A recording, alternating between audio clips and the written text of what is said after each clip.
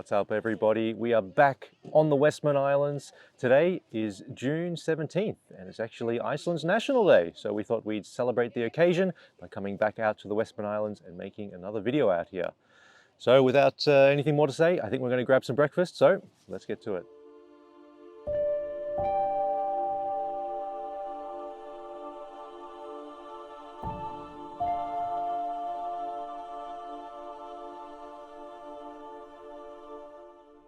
We arrived into the Heimaey harbour mid-June, greeted by low-hanging clouds and spooky mists blanketing the island. Our first stop was a late breakfast at the Tanginn restaurant, right by the ferry terminal, and nothing beats a good burger and beer for breakfast. After filling our bellies, we set off to explore the town, passing by Slipurinn, one of the best restaurants in Iceland. I'll link to them in the description. Right on the outskirts of town, we saw hundreds of fulmars nesting on the cliffs here, as the summertime is breeding season for the millions of seabirds that call this island their home.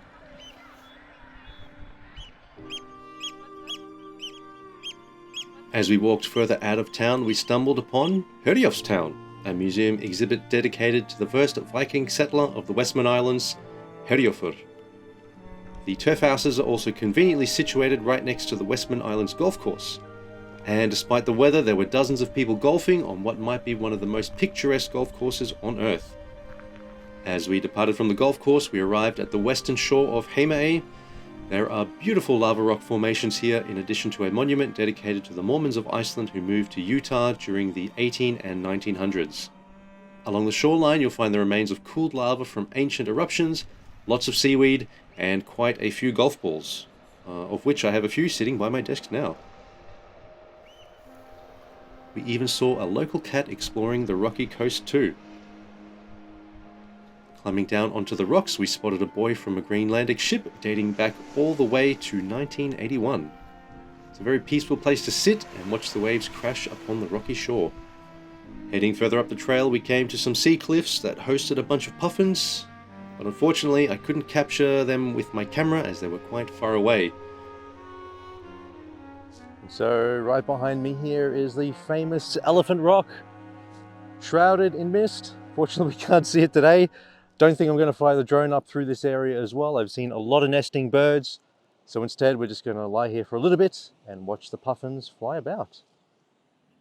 During our time wandering around the island, I started to ask myself where all the parades and people were. Well, as it turns out, they were all celebrating the holiday in the central park of Heimaey. There were songs, dancing, jumping castles, and treats for the children. Heading back into town, we made a beeline towards the lava field of 1973. There is a reconstruction of the front of a house called Blátindur that was flattened by the encroaching lava. And right behind it, you can see what is left of the house. There are numerous walking trails that crisscross the lava field, leading you through beautiful fields of lupines and to viewpoints overlooking the town.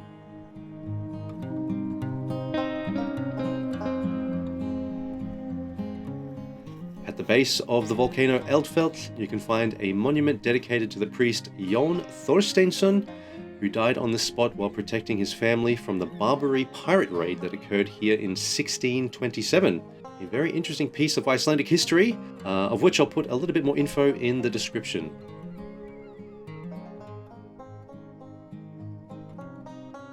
Also, if you're curious as to why the rock here has a reddish hue, it's because of the oxidized iron content of the lava. As you can see here, it's highly magnetic and it sticks immediately to my magnetized tripod. We departed from the 1973 lava field and made our way back to the harbor, enjoying the fragrant smells of the lupines along the way.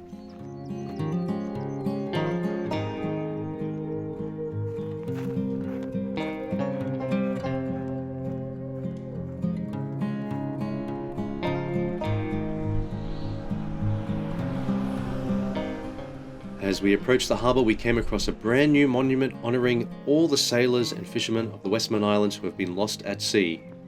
Appropriately placed right beside the beautiful Stave Church donated by Norway to Iceland to commemorate Iceland's 1,000 years of Christendom. Today was the first time I've ever been inside the church, as it's normally locked and you can only explore the grounds around it.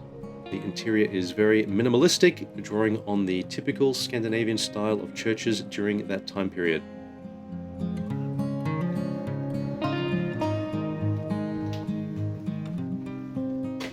Alright, not too sure if you can see me that well on the video, but I'm walking behind, or let's say through the church. On either side there's like a little passageway. Smells amazing in here. Like fresh pine almost. I don't know, it's very hard to say, but wonderful spot. Never been here before, inside at least. Fantastic, highly recommended.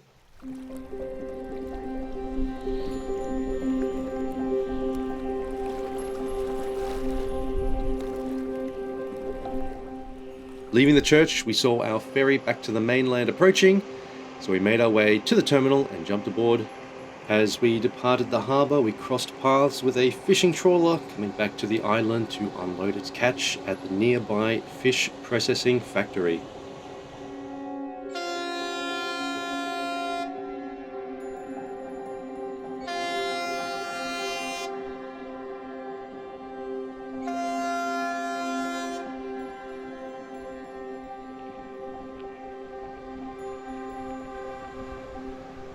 That about wraps up this episode on the Westman Islands. I do hope you enjoyed our second journey out here.